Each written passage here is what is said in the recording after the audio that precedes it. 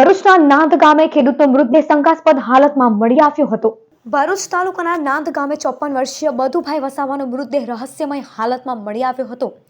Current લાગતા તેઓનું મોત થયું હોવાનું પ્રાથમિક અનુમાનમાં બહાર આવ્યું હતું।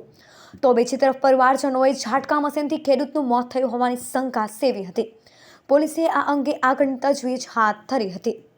કાલની તારીખે 4/1/2026 ના રોજ જે બનાવ બન્યો છે મારા કાકા જોડે, એ મને એવું લાગે છે શંકાજનક કે એ લાઈન મારવામાં આવી છે કરંટની, જે ઝાટકા મશીન તૈયારી અમે તપાસ કરી, ઝાટકા મશીન પર નહીં ને એમને બાય ચાન્સ એવું લાગે છે કે ઝાટકા મશીન ડાયરેક્ટ કરંટથી આપેલો છે ને તૈયારીથી જે બોડી હતી, જે બોડી ત્યાંથી શિફ્ટ કરીને એ રૂમની અંદર મૂકવામાં આવેલી છે।